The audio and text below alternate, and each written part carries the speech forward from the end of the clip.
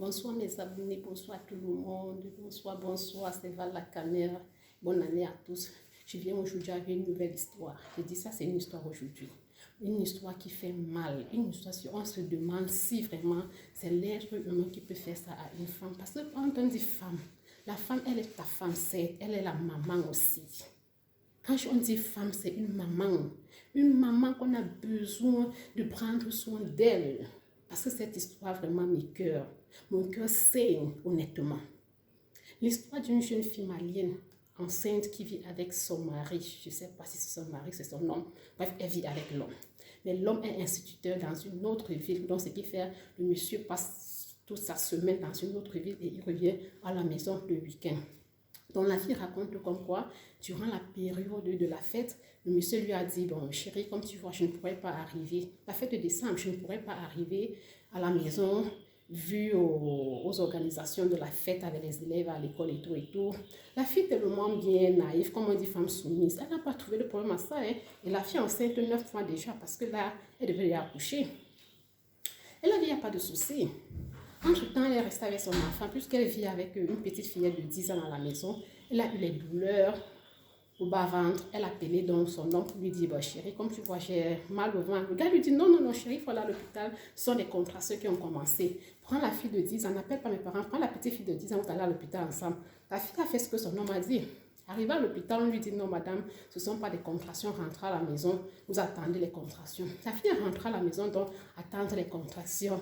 Comme on a dit à l'hôpital, elle n'était pas prête à accoucher. Et garçon, elle reste chez elle, son téléphone sonne.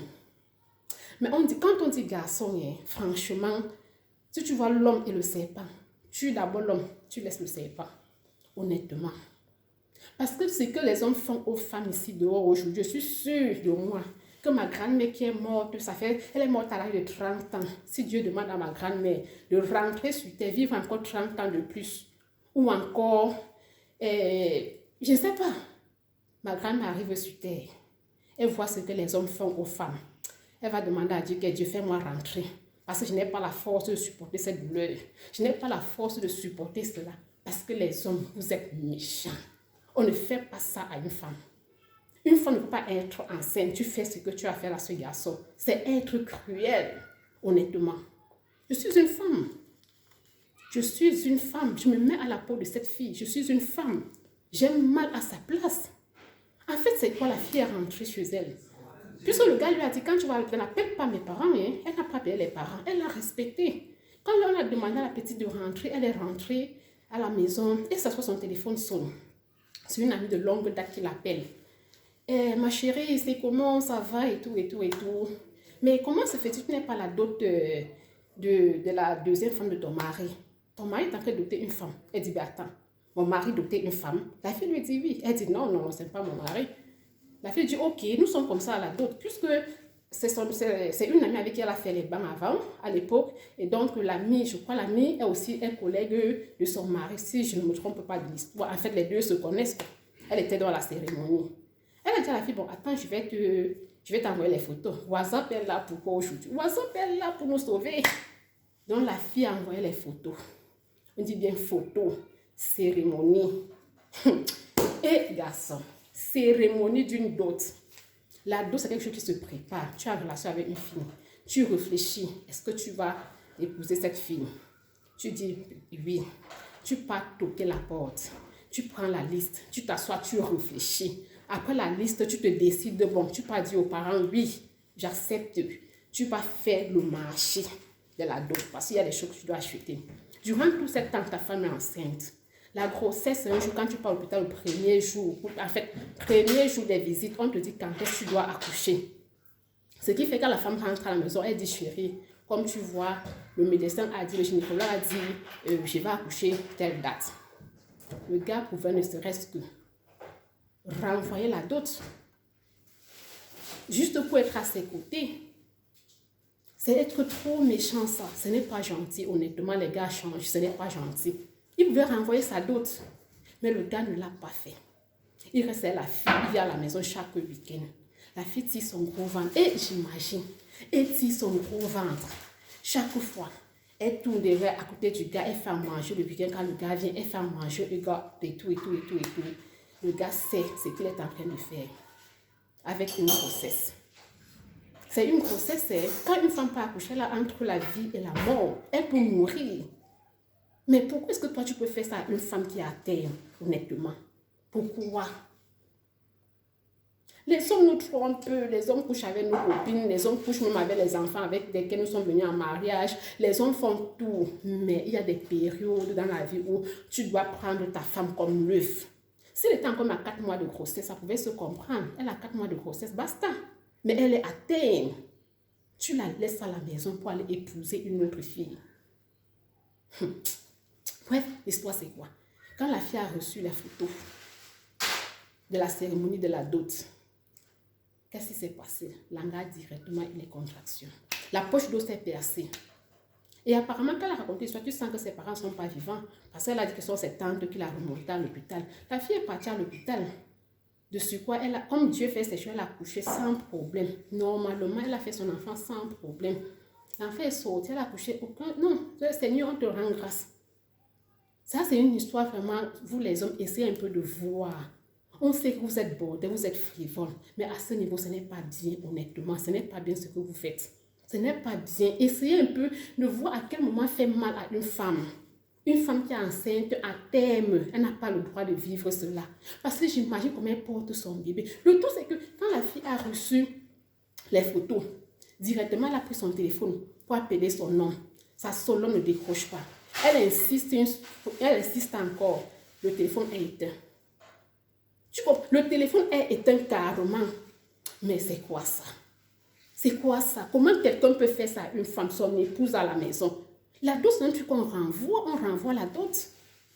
Il faut renvoyer la dot, on renvoie la dot. Est-ce qu'on peut renvoyer une naissance? Est-ce qu'on peut reporter une naissance? Les hommes, qu'est-ce qui ne va pas? Ce malien, ce garçon-là, et Seigneur Jésus, je ne sais pas. Je ne sais pas ce que tu peux faire à ce garçon. Mais papa et les chercheurs scientifiques là, parce que la déception fait tellement mal.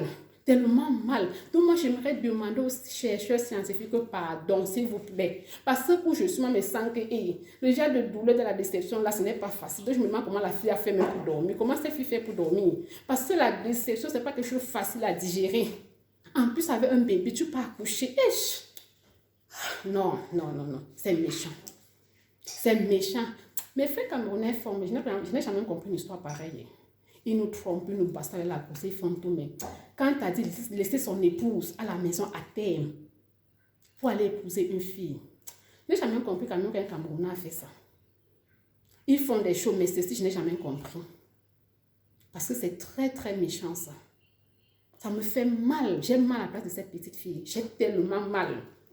Je ne sais, ça fait mal. Ça fait mal. Quand je dis ça fait mal, parce que je sais ce que c'est. Ça fait mal. Parce que quand une femme accouche et que son gars l'a juste abandonné, elle n'a plus les nouvelles du gars. Maman, tu portes l'enfant là, tu as mal. Tu vois comment tu es assise à l'hôpital comme ça, les autres femmes sont à côté, le mari vient, le père de l'enfant vient, on salue, tu te trouves là seule avec ton enfant sur ton lit. Tu as mal, mais à plus forte raison, quand tu es assise, tu imagines comment le gars est en train de fêter une dot, une cérémonie.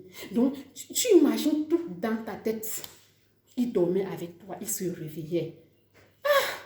Garçon, changez même quand même. Changez quand même. Changez. Yeah. Une femme, c'est ta maman. C'est ta soeur, c'est ta cousine, c'est ton enfant. Qu'est-ce qui ne va pas? Une femme à terme, tu fais ça à une femme qui est à terme. Yeah. Et grand-mère, repose en paix. Elle te dit, si tu reviens sur terre, grand-mère, tu vas rentrer. Parce que ce que les hommes font aux femmes aujourd'hui sur terre. Tu ne peux pas supporter, jamais je t'assure. Tu ne peux pas supporter 30 ans que tu es morte avec. Tu ne pourras pas supporter le reste ici sur terre. Parce que ce que les hommes font aux femmes ici sur terre, c'est insupportable. Mais ce qui me plaît, c'est que quand la femme fait à l'homme, l'homme pas se suicider. Hein? L'homme se suicide carrément. L'homme se suicide. La douleur de la déception amoureuse, ça fait mal. Je dis ça fait mal. Donc quand j'imagine la petite fille, la fille avec son bébé et ce que son homme a fait. Mais je demande aux chercheurs scientifiques pardon. SOS devant la caméra. Si vous pouvez créer un vaccin contre la douleur due à la déception amoureuse, pardon, faites ça pour nous. Parce que la fin n'est pas facile. Quand ça ne va pas, on va s'injecter directement pour ne pas souffrir, que la douleur ne pénètre pas. Pardon, SOS. Ce n'est pas facile. Mais quant à toi, ce garçon, et Seigneur, Dieu demande-moi ma punition à ce gars. Seigneur, demande-moi quelle punition on peut vraiment infliger à ce garçon. Je ne vais pas généraliser les hommes, mais je dis bien ce garçon, pas tous les hommes.